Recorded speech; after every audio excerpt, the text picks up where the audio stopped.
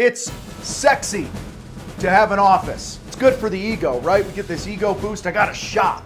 I got an office. I got a place to put my stuff. I could get it out of my yard. I could get it out of my house so my spouse isn't pissed off at me all the time. It's going to make me feel more legit. There's a million reasons we could come up with why we want a shop or we want an office for our contracting business. And today on Contractor Fight TV, I am going to show you how to figure out right now if you're able to afford it.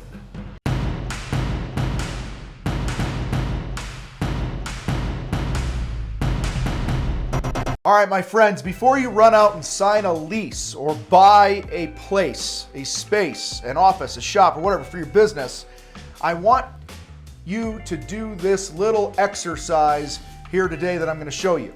And you need to do this exercise. I guess the only people that don't need to do this exercise is if at the end of every month, right now, you got bags and piles of money and cash, like in the thousands, then maybe you don't need to do this. But I know that's not most of you. So before you run out and add to your overhead, I want to encourage you to do this little bit of an exercise here that I'm going to walk you through.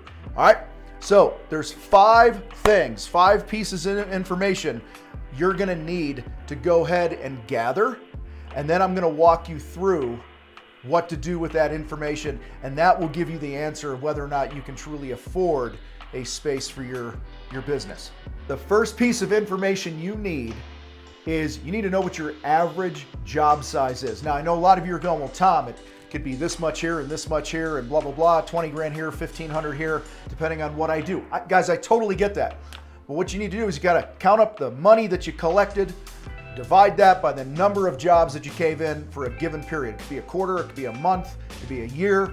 All right, figure out your average job size. And for our example here today, we're going to just say you have an average job size of $1,500 for my math equation here today.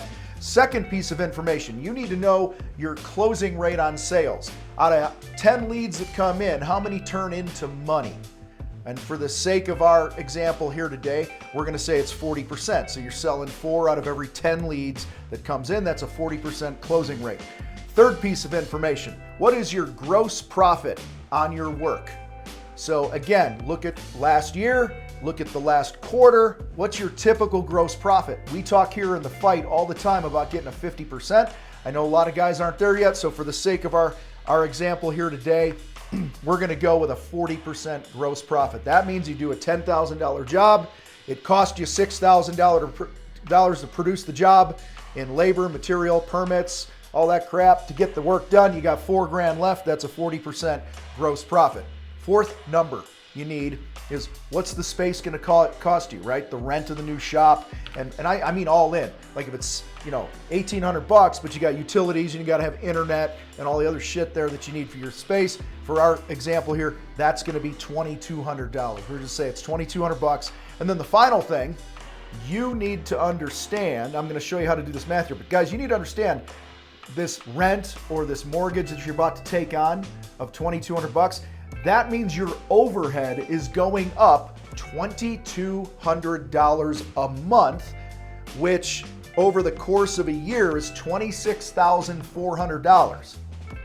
And then maybe you got to do first and last month's rent. If you're renting the place, they want a security deposit.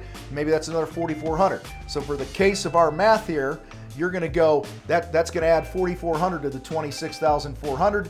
That's $30,800. So that's the info you need. Average job size, closing rate, gross profit amount, and you need to know what you're paying for the rent or whatever it is, and you need that annual number. And in our case, that annual number of what this place is going to cost me is $30,800. So here's the math. What do we do with all this information that I just had you write down for your own business? First thing you're going to do is you're going to take that annual number of what the shop is costing you, all right? And you're going to divide it. In our case, it's $30,000, $30,800.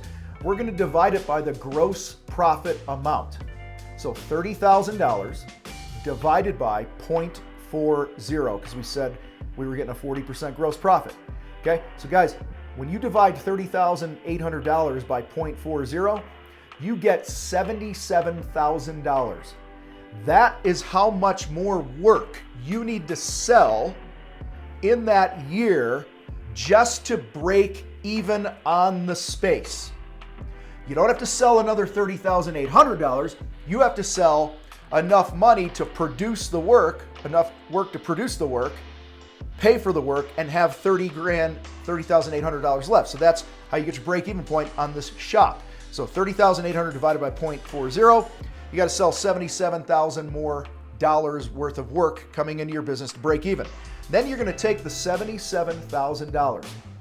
You're going to divide that by your average job size of $1,500. And when you do that, you get about you get the number about 51 and change, right? So that means you got to do about 51 more projects in that given time, in that year, to sell the $77,000 worth of work.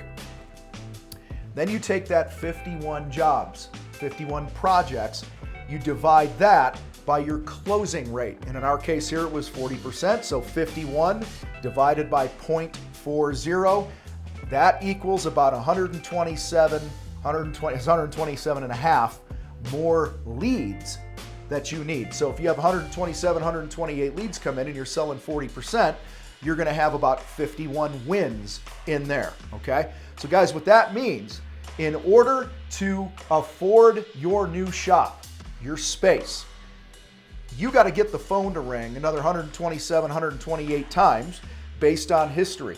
That means 11 more leads a month. That means 2 to 3 more leads per week, just for you to break even and be able to pay for your space. So guys, there it is. I encourage you to, if you're looking to rent a shop, rent an office space, whatever it might be, any overhead expense that you're going to add to your business. Maybe you're going, maybe I want to afford a office manager and they're $50,000. You take that $50,000 and do the whole thing. Pretend, swap the office space out for the office manager or the admin assistant.